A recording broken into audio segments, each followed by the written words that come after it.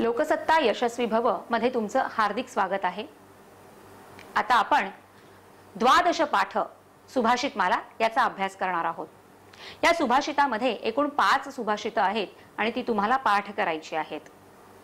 पहिलं सुभाषित आहे, कविही करोति काव्यानि रसम जानाति पंडितः तरुः सृजति पुष्पाणि मरुद्वहति सौरभम। कविही करोति काव्यानि, कवी काव्य रचना करतो। रसम जानाति पंडितः, पण त्याचा आस्वाद घेणं मात्र विद्वान लोकांना शक्य होतं, रसिकांनाच ते शक्य असतं। तसंच हे जे आहे ते उदाहरणावरून स्पष्ट केलेलं आहे आणि उदाहरण आपलं नेहमीचंच आहे। तरुः सृजति पुष्पाणि, पुष्प झाड, तरुः सृजति पुष्प निर्माण करतात। मरुद्वहति सौरभम, पण त्याचा सुगंध मात्र वारा सगळीकडे पसरवत जातो। या पुढचं आपलं सुभाषित आहे, मनस्यान्यद वचस्यान्यद कर्मण्यन्यद दुरात्मनाम। मनसी एकम वचसी एकम कर्मण्येकम महात्मनाम। मनसी अन्यद, मनामध्ये एक, वचस्य अन्यद, बोलण्यामध्ये दुसरं, आणि कर्मण्यन्यद, क्रियामध्ये तिसरंच, हे दुरात्मनाम दुष्ट लोकांचं लक्षण आहे। परंतु मनसी एकम, मनात एक, वचसी एकम, बोलण्यात एक, आणि कर्मण्येकम, त्याच्या क्रियेमध्ये एक, हे मोठ्या माणसांचं लक्षण आहे। मित्रांनो, मराठी मधलं बोले तैसा चाले त्याची वंदावी पाऊले हे आपल्याला सगळ्यांनाच माहित आहे। त्याच्याच जवळपास जाणारे हे सुभाषित आहे। आपली वाणी, आपली क्रिया आणि मनातील आपल्या गोष्टी यांच्यामध्ये एकरूपता ही फक्त मोठ्या माणसांच्याच, मोठ्या मनाच्या माणसांच्याच असू शकते, हे या सुभाषितावरून सांगण्याचा प्रयत्न केलेला आहे आणि तुमच्याकडून सुद्धा तसंच वागणं अपेक्षित आहे। तिसरं आपलं सुभाषित सांगतं, खद्योत द्योतते तावत यावन न उदयते शशी उदिते तू सहस्रांशौ न खद्योतो न चंद्रमाहा। खद्योत, खद्योत म्हणजे काजवा, टिमटिमणारा चमकणारा काजवा जो आपल्याला फक्त रात्रीच्या वेळेला दिसू शकतो। द्योतते प्रकाशमान होतो, काजवा प्रकाशमान होतो, तावत तोपर्यंतच तो प्रकाशित राहू शकतो, यावन्न उदयते शशी जोपर्यंत चंद्रमा प्रकाशित होत नाही किंवा चंद्रमा आकाशात येत नाही। चंद्राच्या प्रकाशापुढे काजव्याचा प्रकाश फिका पडतो। उदिते तू सहस्रांश, परंतु सहस्रांश सूर्य उगवल्यानंतर मात्र न खद्योत न चंद्रमाहा, कुठे काजवा आणि कुठे चंद्र, आपल्याला या दोघांचाही प्रकाश दिसेनासा होतो। वासरात लंगडी गाय शहाणी हे जे आपण म्हणतो ना, त्याच्या कुठेतरी जवळपास जाणारा हे सुभाषित आहे। प्रकाशमान, अतिप्रकाशमान, अत्यंत प्रखर बुद्धिमत्ता असलेल्या लोकांपुढे हे जे सामान्य बुद्धिमत्ता असणारे आणि उगाचच खळखळाट करणारे जे लोक असतात ते फिके पडतात, हे या सुभाषितातून सांगायचं आहे। त्यामुळे ज्ञान मिळवा, पण ते परिपूर्ण ज्ञान मिळवा। आत्मनः प्रतिकूलानि न परेषां समाचरेत आत्मनश्चानुकूलानि कृती अन्येषां समाचरेत।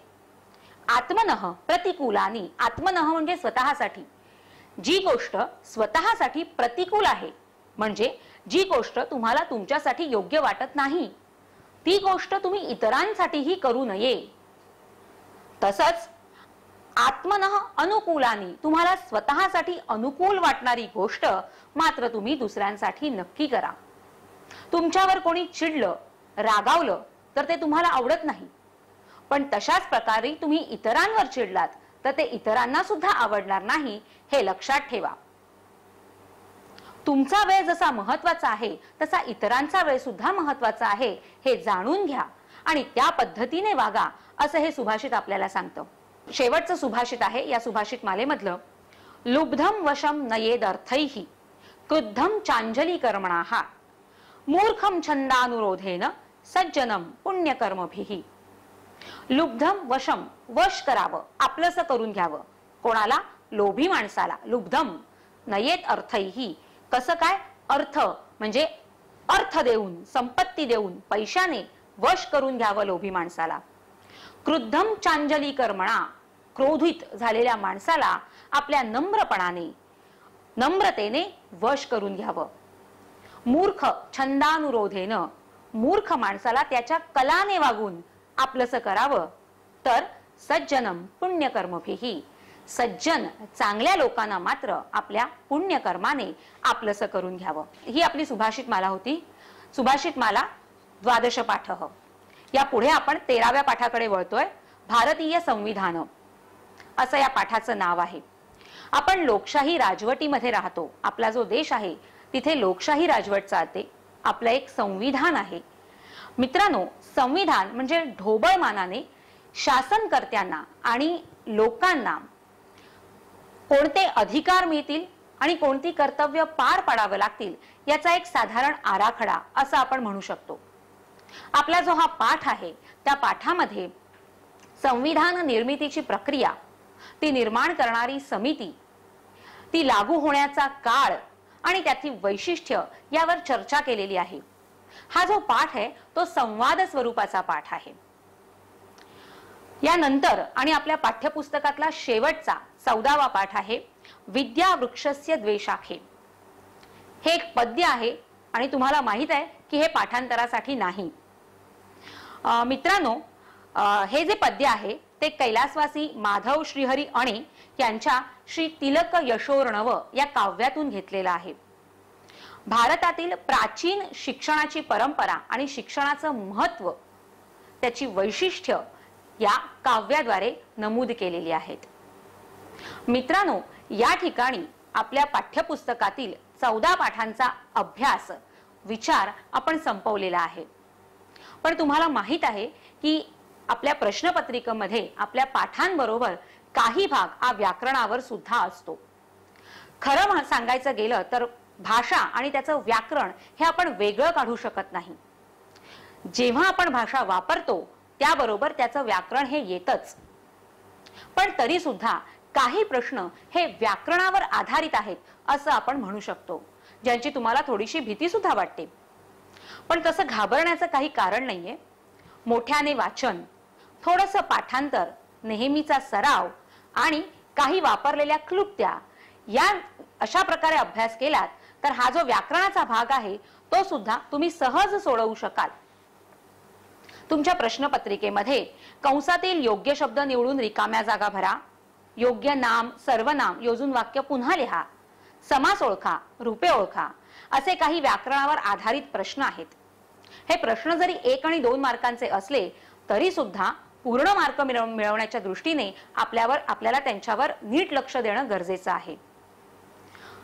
हे जे प्रश्न आहेत ते सोडवण्यासाठी, त्यांची योग्य उत्तरं लिहिण्यासाठी पाठ्यपुस्तकातील शेवटचा जो भाग आहे व्याकरण विवेचन, त्याकडे लक्ष केंद्रित करायला हवं. व्याकरण विवेचन 1, 2, 3 यातील नाम, सर्वनाम, क्रियापद यांची माहिती असणं गरजेचं आहे. यासाठी ती पाठ करताना मात्र तुम्ही काही युक्त्या योजू शकता. जसं आपल्या पाठ्यपुस्तकात व्याकरण विवेचन 1 मध्ये वत प्रत्ययांत जो भगवत हा शब्द दिलेला आहे, या शब्दाचं पंचमी षष्टीचं एक वचन आहे भगवतः. तसंच इन्नंत जो शब्द आहे शशीन, त्याचं पंचमी षष्टी एक वचन आहे शशीनः. आत्मन हा जो अनंत शब्द आहे त्याचं पंचमी षष्टी एक वचन आहे आत्मनः. तुम्ही ऐकलत तर साधारणपणे याचा जो उच्चार आहे तो तुम्हाला एकसारखा वाटेल.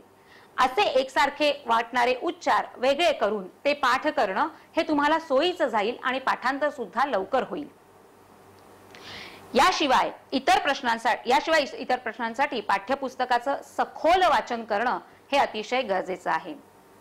तर मुलांनो, पाठ्यपुस्तक वाचून, त्यातली कथानकं वाचून, निसर्गाची वर्णनं वाचून तुम्ही त्यातली मजा अनुभवा, आनंद लुटा आणि परीक्षेकरता तयारी सुद्धा करा. धन्यवाद.